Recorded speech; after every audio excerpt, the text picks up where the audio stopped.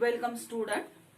In previous lecture, we have already completed the nervous coordination. And in today's lecture, we will start with the next point, that is the chemical coordination. So, in case of lower animal, the cells and organism, they communicate through chemical signals. In case of lower organism,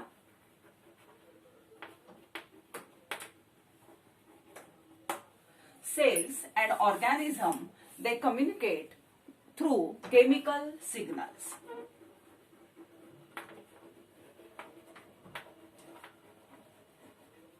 And that chemical signals, they are of 4 types. लक्षात येते का पहा. आधीच्या लेक्चरला आपण nervous coordination complete केलं. आता आजपासून आपल्याला केमिकल कोऑर्डिनेशन स्टडी करायला सुरुवात करायची आहे. केमिकल कोऑर्डिनेशन स्टडी करत असताना लोअर एनिमलचा जर आपण विचार केला तर in case of that lower animal, the cells and organisms or that animal, they communicate with the chemical signals. Now, that chemical signals are of 4 types. हे chemical signals किती प्रकारचे आहेत? 4 प्रकारचे आहेत. कुठले कुठले पहा. First one is known as autocrines. First one is known as autocrines. So what is meant by autocrine? Autocrine means cell secrete secretion, and that secretion or cell release the secretion and stimulate itself. Means cell release the secretion and stimulate itself. एक पेशी स्वतः secretion म्हणजे ते chemical secrete करते आणि हे chemical त्या पेशीला स्वतःला काय करतं? स्टिम्युलस करतं आणि त्या पेशीच्या फंक्शन मध्ये बदल घडवून आणतं. असं जे काही केमिकल सिग्नल आहे त्याला काय म्हटलं जातं? तर that is known as autocrines. Second one is known as paracrines. Second one is known as parakines. In parakines, the cells that secrete the secretion or release the secretion to stimulate the neighboring cell. In case of that parakines, the cell release the secretion and that secretion stimulate the neighboring cell. पहा काय लक्षात येते का? Para म्हणजे काय? दुसऱ्याला. मग जे पॅराकाइन टाइपचं केमिकल सिग्नल आहे त्याच्यामध्ये काय केलं जातं? एक पेशी केमिकल सिक्रीट करते आणि ते केमिकल काय करतं? नेबरिंग सेलला, शेजारी असणाऱ्या सेलला स्टिम्युलस देतं. जसं हेल्थ अँड डिसीज हा टॉपिक आपण शिकणार आहोत, त्या हेल्थ अँड डिसीज टॉपिक मध्ये काय लक्षात घ्या, एक व्हायरस इन्फेक्टेड सेल असते. ती व्हायरस इन्फेक्टेड सेल स्वतः इन्फेक्ट झाली म्हणून एक सिक्रिशन सिक्रेट करते की जे शेजारच्या सेलला व्हायरस इन्फेक्टंट होऊ देत नाही. ते तिथं आणखीन जास्त मी तुम्हाला डिटेल एक्सप्लेन करेल. आता इथं लक्षात ठेवा, parakine means cell release the secretion and that secretion stimulate the neighbouring cell. Now the third one is known as endocrines. Third one is known as what? That is known as endocrines. So what is meant by endocrine? In case of endocrines, the cell release the secretion and that secretion stimulate distant cell. Means cell release the secretion and that stimulate the distant cell. Means what? की sale हे secretion secrete करते आणि ते secretion काय केलं जातं? लांबवर असणाऱ्या पेशीपर्यंत जातं आणि लांबवर असणाऱ्या म्हणजे डिस्टंट सेलला ते स्टिम्युलेट करतं आणि त्या सेलच्या फंक्शन मध्ये फरक घडवून आणतं, बदल घडवून आणतं, त्या सेलमध्ये चेंज घडवून आणतं. त्याला आपण म्हणतो एंडोक्राइन. आणि चौथा जो प्रकार आहे that is known as pheromones. That is known as what? Fourth one is known as pheromones. So in case of pheromones, organ release the secretion and that secretion stimulate other organism. नीट लक्षात घ्या मी काय म्हणते. Organ release the secretion to stimulate the other organism. म्हणजे एका ॲनिमलचा organ secretion release करतो आणि ते secretion कोणाला स्टिम्युलेट करतं? दुसऱ्या ऑर्गॅनिझमला स्टिम्युलेट करतं. ह्याचं एक्झाम्पलच सांगायचं म्हटलं तर काही अॅनिमलमध्ये मॅटिंगसाठी असे सेक्स फेरोमोन्स सिक्रेट केले जातात की त्या फेरोमोन्सच्या मुळे जे काही मॅटिंगची प्रोसेस असते त्याच्यासाठी दुसरा अॅनिमल बॉडी पहिल्या बॉडीकडे काय होत असते? अट्रॅक्ट होते. ठीक आहे, पहा मी परत एकदा रिपीट करते. केमिकल कोऑर्डिनेशनला आपण सुरुवात केली आहे. केमिकल कोऑर्डिनेशन मध्ये मी तुम्हाला काय सांगितलं की हे जे काही लोअर अॅनिमल्स आहेत ह्या लोअर अॅनिमल्स मध्ये जे काही सेल आणि ऑर्गॅनिझम आहे ह्या सेल आणि ऑर्गॅनिझम हे कम्युनिकेट कसे करतात तर ते केमिकल सिग्नल सेंड करून कम्युनिकेट करतात. आता हे केमिकल सिग्नल्स किती प्रकारचे असतात? तर केमिकल सिग्नल्स हे 4 प्रकारचे आहेत. कुठले 4 प्रकार? तर त्याच्यामध्ये पहिला प्रकार मी सांगितला तुम्हाला तो म्हणजे ऑटोक्राइन. ऑटोक्राइन मध्ये काय केलं जातं तर जी काही सेल असते ती सिक्रेशन सिक्रेट करते, रिलीज करते आणि स्वतःलाच काय करते? ती स्टिम्युलेट करते. त्याच्यानंतर पुढचा प्रकार मी सांगितला पॅराकाइन्स बद्दल मी बोलले. पॅराकाइन्स म्हणजे काय? तर पॅराकाइन्स मध्ये सुद्धा सेल ही सिक्रेशन रिलीज करते to stimulate the neighbouring cell. शेजारी असणाऱ्या सेलला स्टिम्युलेट करायचं आणि तिच्या फंक्शन मध्ये बदल घडून आणण्यासाठी ती काय करते? पॅराकाइन्स सिक्रेट करते. त्याला पॅराकाइन्स म्हणतात. त्याच्यानंतर एंडोक्राइन आहे. एंडोक्राइन म्हणजे काय? तर सेल सिक्रेशन रिलीज करते आणि जी डिस्टंट असणाऱ्या लांबवर असणाऱ्या सेलला काय करतं? स्टिम्युलेट करतं. आणि त्याच्यानंतर चौथा प्रकार आपण सांगितला तो म्हणजे फेरोमोन्स. फेरोमोन्स बद्दल मी तुम्हाला सांगितलं की एखाद्या ऑर्गॅनिझमचा ऑर्गन हा ते केमिकल रिलीज करतो, सिक्रेशन रिलीज करतो आणि दुसऱ्या ऑर्गनला किंवा दुसऱ्या ऑर्गॅनिझमला काय करतो? तो स्टिम्युलेट करतो. ह्याला म्हटलं जातं फेरोमोन्स. हे कोणामध्ये घडतं? तर हे लोअर अॅनिमल मध्ये घडतं. आता लोअर अॅनिमल मध्ये हे घडल्यानंतर पुढचा जो पॉइंट आहे तो आपल्याला बघायचा आहे, तो हायर अॅनिमल मधला पाहिजे. आता हायर अॅनिमल मध्ये कसं घडतं हे पहा. So in case of higher animal the body organization is a complex one. We know that very well. In case of higher animal, the body organization is complex. Now, in addition to in case of that higher animal, the nervous system is well developed. We have already studied that nervous system in case of higher animal.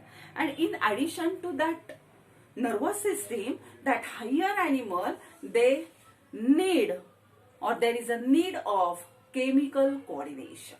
So, in that animal, such a chemical coordination is carried out by the secretion of ductless gland, and this system is known as a endocrine system. लक्षात येते का? पहा, lower animal मधलं आत्ताच आपण पाहिलं. But what happen in case of higher animal?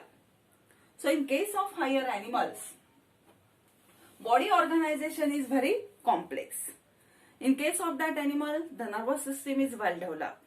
And such as the body organization is very complex, there is a need of chemical coordination in addition to the nervous system. तिथं काय nervous system आहे पण body complex असल्यामुळं काय कशाची गरज आहे? असून केमिकल कोऑर्डिनेशनची गरज असते. आणि मग हे जे केमिकल कोऑर्डिनेशन आहे हे केमिकल कोऑर्डिनेशन कोण घडून आणतं? तर that is carried out by the ductless gland, by the secretion of ductless gland. Ductless ग्लँडचं सिक्रेशन ते केमिकल कोऑर्डिनेशन हायर अॅनिमल मध्ये कॅरी करून आणतं किंवा कोऑर्डिनेट करतं. आणि मग ही जी सिस्टीम त्या हायर अॅनिमल मध्ये प्रेझेंट आहे जी केमिकल कोऑर्डिनेशन घडून आणते त्या सिस्टीमला काय म्हटलं जातं? तर that is non as a endocrine system. मग आता तुमच्या लक्षात आलं असेल पहा की एंडोक्राइन सिस्टीम म्हणजे काय? तर एंडोक्राइन सिस्टीम म्हणजे डक्टलेस ग्लँड ची सिस्टीम आहे. आणि डक्टलेस ग्लँड म्हणजे काय? तर ज्या ग्लँडला सिक्रेशन कॅरी करण्यासाठी स्वतःची अशी डक्ट असणार नाही. ठीक आहे, मग ह्या ग्लँडची जी सिस्टीम आहे तिला आपण एंडोक्राईन सिस्टीम म्हणतो आणि ती कोणामध्ये प्रेझेंट आहे तर ती हायर अॅनिमल मध्ये प्रेझेंट आहे. हायर अॅनिमल मध्ये बॉडी ऑर्गनायझेशन कॉम्प्लेक्स असल्यामुळं नर्वस सिस्टीम बरोबर त्या अॅनिमलला कशाची गरज आहे, केमिकल कोऑर्डिनेशनची गरज आहे. ठीक आहे. आता पुढे पहा, ही जी एंडोक्राईन सिस्टीम आहे की जी एंडोक्राईन सिस्टीम डक्टलेस ग्लँडनी तयार झालेली आहे, that ductless gland secrete the secretion and that secretion is known as a chemical messenger. That is known as what, chemical messenger, or it is also known as hormones. So the secretions of endocrine gland is known as what? That is known as a hormone, or they are also known as a chemical messenger. Clear? Now, such hormones, as they are secreted from this endocrine gland, they are directly poured in the blood, and via blood they are carried towards their target organ, and in case of target organ they carry out the specific function, that is the development and growth of that organ. Clear? पहा काय होतं, endocrine ग्लँडची system म्हणजे कोणाची system, ductless ग्लँडची system. आणि ह्या ductless Gland जे secretion secret करतात त्याला आपण केमिकल मेसेंजर म्हणतो किंवा त्याला आपण हार्मोन असं म्हणतो. आणि ह्या डक्टलेस ग्लँड असल्यामुळं त्याचं जे हार्मोन असतं ते हार्मोन डायरेक्टली ब्लडमध्ये पोर केलं जातं. ब्लड ते कॅरी करतं आणि कॅरी करून टार्गेट ऑर्गनला नेऊन ते पोहोचवतं. आणि मग टार्गेट ऑर्गन काय काम करतो तर ते स्पेसिफिक फंक्शन कॅरी करतो. आणि ते स्पेसिफिक फंक्शन काय असेल तर त्याची ग्रोथ घडवून आणणं, त्याची डेव्हलपमेंट घडवून आणणं ही कामं तिथं केली जातात. ठीक आहे. नाव the next point is a chemical nature of hormone. The next point is a chemical nature of hormone. That means that simply types of hormone. Chemical nature of hormone. So that is the types of hormone. So the first chemical nature of hormone is amine. First type is known as the amines.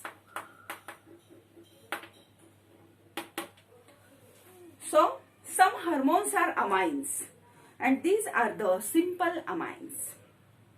For example, catecholamine means what? The adrenal gland. The gland which is located above the kidney, that glands are known as adrenal gland. We know very well. That adrenal gland secrete adrenaline and noradrenaline, and that adrenaline and noradrenaline, they are amine hormones. Similarly, the pineal body secrete the melatonin. आपण थोडंसं लिहून काढू हवं तर हे amines कुठले कुठले तर आपली जी काही ऍड्रिनल ग्लँड आहे तर ही ऍड्रिनल ग्लँड काय सिक्रेट करते तर ऍड्रेनालिन आणि नॉर ऍड्रेनालिन सिक्रेट करते. ही काय आहेत तर कॅटेकोलामाइन्स आहेत, अमाइन हार्मोन्स आहेत. तसंच पिनियल बॉडी, पिनियल बॉडी पण आता तुम्हाला माहित झालीये कुठे असते. जो काही ब्रेन आहे त्याच्यामध्ये आपण काय शिकलो, डायन्सेफेलॉन शिकलो. तर डायन्सेफेलॉनच्या वरच्या बाजूला पिनियल बॉडी आहे आणि खालच्या बाजूला कोण असते तर ती असते पिट्युटरी ग्लँड. तर ही जी काही पिनियल बॉडी आहे हिचं जे हार्मोन आहे तिला आपण म्हणतो मेलॅटोनिन. आणि हे मेलॅटोनिन सुद्धा कसं आहे तर अमाइन हार्मोन आहे. And some are modified from amino acid, for example thyroxine. आणि थायरॉक्सिन हे मॉडिफाईड अमायनो ऍसिड पासून तयार झालेलं अमाइन हार्मोन आहे. लक्षात येते. तर अमाइन्स हार्मोन्स आहेत. अमाइन प्रकारचं हे हार्मोन आहे. त्याच्यामध्ये कॅटेकोलामाइन येतात. त्याच्यामध्ये कोण कोण येतं तर ऍड्रिनल ग्लँडने सिक्रेट केलेलं ऍड्रेनालिन आणि नॉर ऍड्रेनालिन हे हार्मोन येतं. पिनियल बॉडी पासून सिक्रेट झालेलं मेलॅटोनिन नावाचं हार्मोन असतं. आणि some are modified from amino acid and the example is thyroxine. ठीक आहे. That is about the amine hormone. Now the second one is known as a peptide hormone. Second one is known as what? Peptide hormone.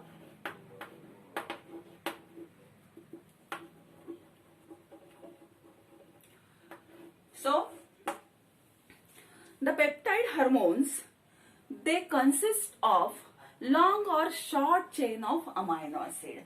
They consist of long or short chain of amino acid. Means they are made up of short or long chain of amino acids. For example, the hormones of hypothalamus. Hypothalamus चे hormone, मग कुठली कुठली hormone आहेत ती? ADH, then oxytocin and gonadotropin releasing hormone. पहा मी काय सांगते ते. Peptide hormones. आता पेप्टाइड हार्मोन कशापासून तयार झालेले असतील की त्याच्यामध्ये एकतर अमायनो ऍसिडची छोटी तरी चेन असेल किंवा मोठ्या चेन पासून ते तयार झालेले असतात. मग असे हार्मोन्स कुठले आहेत? तर आपला जो काय हायपोथॅलॅमस आहे, ह्या हायपोथॅलॅमस पासून सिक्रेट होणारी हार्मोन. मग हायपोथॅलॅमस कुठली हार्मोन सिक्रेट करतो? तर ते आहे ADH किंवा त्याला म्हणतात अँटी डायुरॅटिक हार्मोन म्हणतात. दुसरा हार्मोन आहे ऑक्सिटोसिन, ह्याला बर्थ हार्मोन असंही म्हटलं जातं. आणि तिसरा आहे तो गोनॅडोट्रोपिन रिलीजिंग हार्मोन आहे. ते काय आहे? तर गोनॅडोट्रोपिन रिलीजिंग हार्मोन. हे हार्मोन्स नंतर मी तुम्हाला डिटेल प्रत्येक हार्मोन शिकवणार आहे. ठीक आहे. Now the third one is known as a peptide protein hormone. First one is a amine hormone, second is known as a peptide hormone, third one is known as a protein hormone.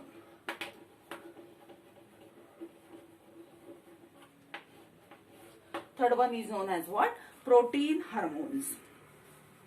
And protein hormones are insulin, glucagon. These are the insulin, then glucagon.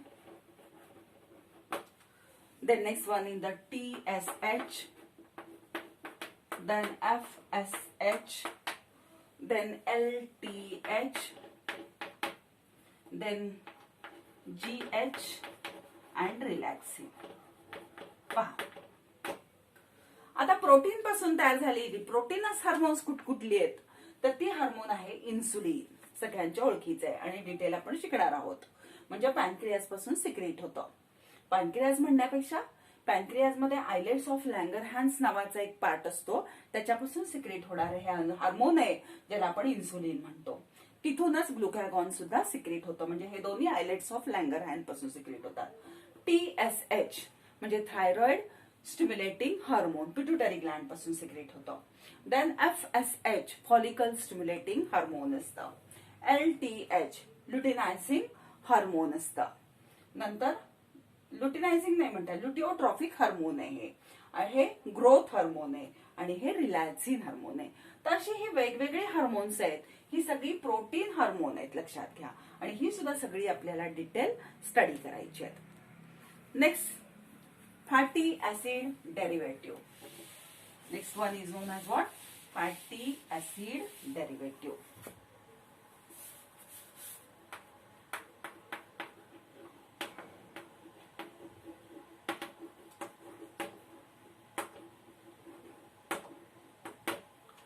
आता fatty acid derivative मध्ये कोण येतं? तर त्याच्यामध्ये येतं प्रोस्टॅग्लॅन्डिन. कोण येतं? प्रोस्टॅग्लॅन्डिन. फक्त आता हे केमिकल नेचर त्याचं लक्षात ठेवा. अमाइन हार्मोन झाली, पेप्टाइड हार्मोन झाली, प्रोटीन हार्मोन झाली. आता फॅटी ऍसिड डेरिव्हेटिव्ह कोण आहे? तर प्रोस्टॅग्लॅन्डिन हा कोण आहे? तर फॅटी ऍसिड डेरिव्हेटिव्ह आहे. त्याच्यानंतर पुढचा प्रकार आहे तो आहे स्टिरॉइड हार्मोन. Steroid hormones. आता स्टिरॉइड हार्मोन मध्ये कोण कोण येतं? तर steroid hormones are lipid soluble hormone. ही लिपिड मध्ये सोल्युबल असणारी हार्मोन्स असतात. And they are derived from cholesterol and other steroid. हे लक्षात ठेवा. Steroid hormones they are lipid soluble hormones. They are derived from cholesterol and other steroid. And the example of steroid hormones are estrogen, testosterone, then testosterone, then aldosterone, hormones are the steroid hormone and they are lipid soluble hormone. Estrogen present in case of female, testosterone present in the male, aldosterone both मध्ये present असतं. तर ही जी steroid hormones आहेत ही lipid soluble आहेत आणि cholesterol पासून derive केली जातात, एवढं इथं लक्षात ठेवा. आणि वेगळं हार्मोन आहे किंवा वेगळा टाईप आहे त्याचा, तो म्हणजे गॅस. पुढचा पॉइंट आहे 6वा टाईप. किती टाईप शिकलो आपण? 5 पूर्ण केले आणि आता 6वा कुठला? गॅस.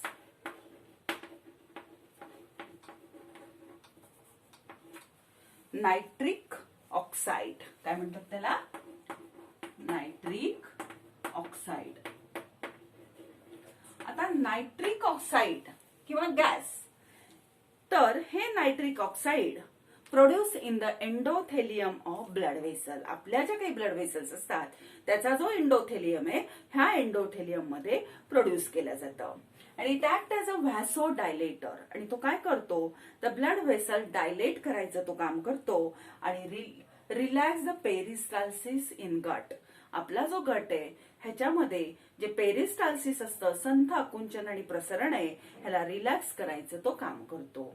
आणि that nitric oxide it is associated with other hormone. It associate with other hormone and keep healthier for longer. दुसऱ्या हार्मोन बरोबर तो असोसिएट होतो आणि बराच काळ त्या बॉडी हेल्दी ठेवण्याचं काम तो करतो. लक्षात ठेवा, हे वेगळं आहे. म्हणजे पहिलं हार्मोन, पहिलं नेचर पाहिलं अमाइन्सचं, दुसरं पाहिलं पेप्टाइड, तिसरं पाहिलं प्रोटीन, चौथं पाहिलं फॅटी ऍसिड डेरिव्हेटिव्ह, 5वं पाहिलं स्टिरॉइड हार्मोन आणि हा शेवटचा पॉइंट आहे केमिकल नेचरचा हार्मोनचा, तो आहे गॅस. आणि गॅस बद्दल मी सांगितलं की तो आहे नायट्रिक ऑक्साइड. ठीक आहे. आणि मग हे जे नायट्रिक ऑक्साइड आहे, that nitric oxide is produce in the endothelium of our blood vessel. आणि ते काय काम करतं? तर व्हॅसोडायलेशनचं ते काम करतं, त्याच्यानंतर पेरिस्टाल्सिस गटचं रिलॅक्स करतं आणि दुसरी गोष्ट इतर हार्मोन बरोबर ते असोसिएट होतं आणि असोसिएट होऊन आपलं जे काही बॉडी आहे त्याला लॉंगर हेल्दी ठेवायचं काम कोण करतं? तर हे केमिकल नेचर करतं. Now the next point is a properties of hormone. Properties of hormone.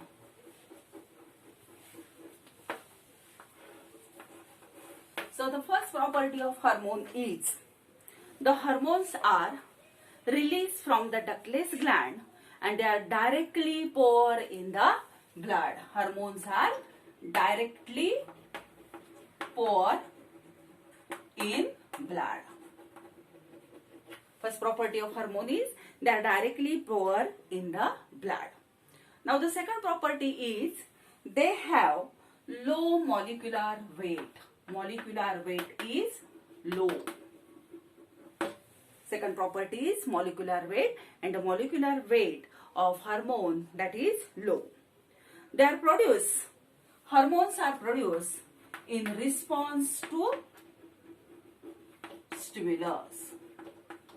लक्षात येते का? पहा, आपण आता प्रॉपर्टीज बघतोय. प्रॉपर्टीज बद्दल खूप वेळेला क्वेश्चन विचारला जातो 2 ते 3 मार्कांना. मग प्रॉपर्टी बद्दल लक्षात घ्या की पहिली प्रॉपर्टी मी काय सांगितली की hormones are directly pour in the blood. Hormone आता तुम्हाला माहित झालं हार्मोन कशाला म्हणतात?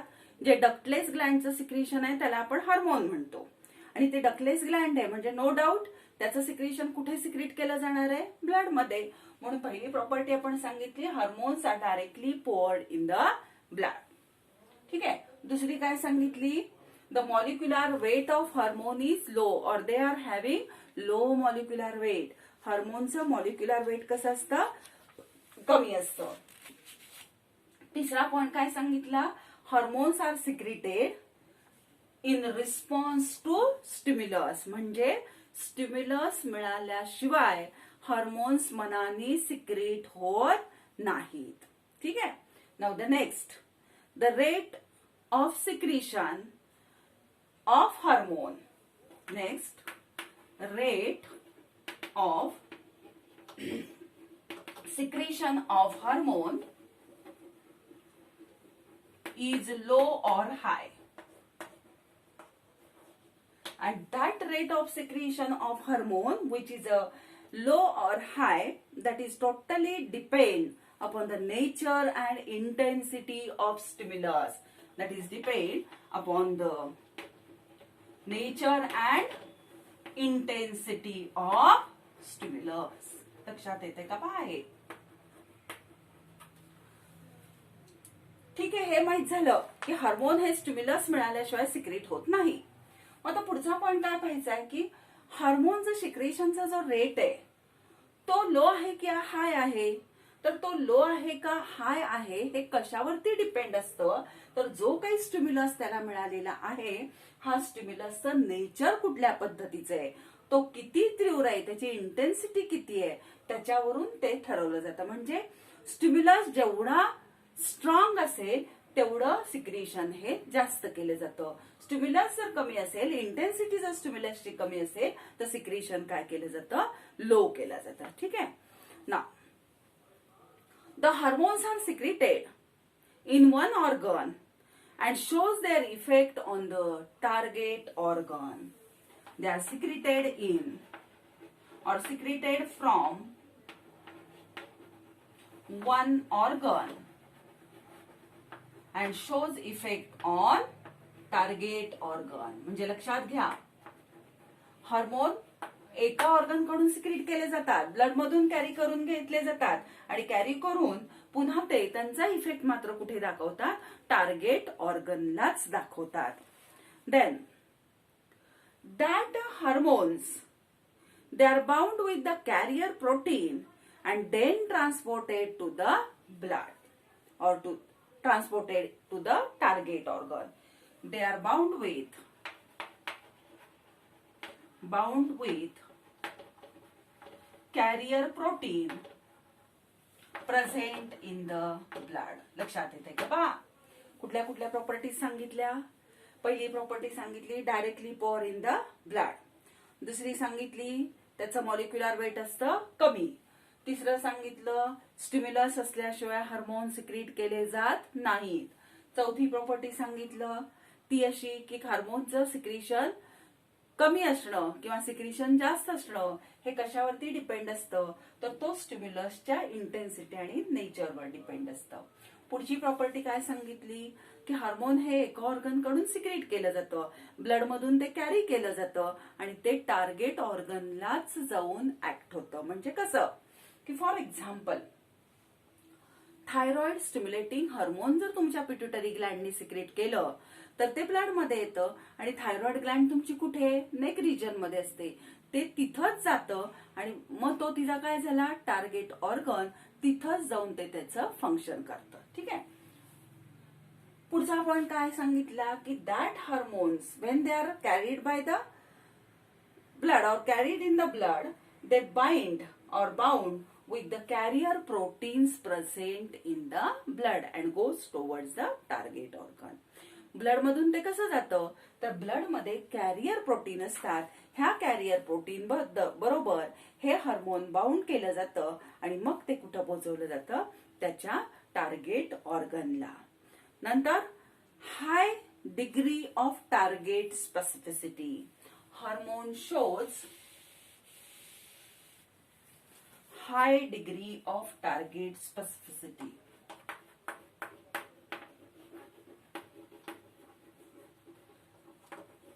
Target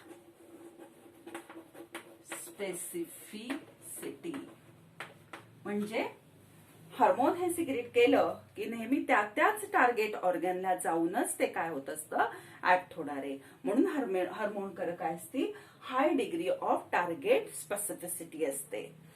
नंतर their effect is very slow. पुढचा पॉइंट काय आहे, हार्मोनचा इफेक्ट कसा असतो, that effect is very slow. Effect of hormone कसा असतो, that is very slow.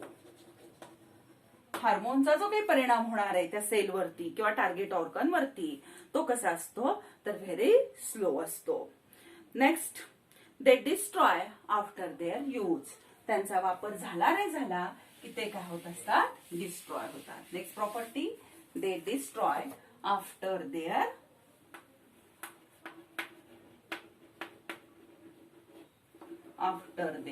use.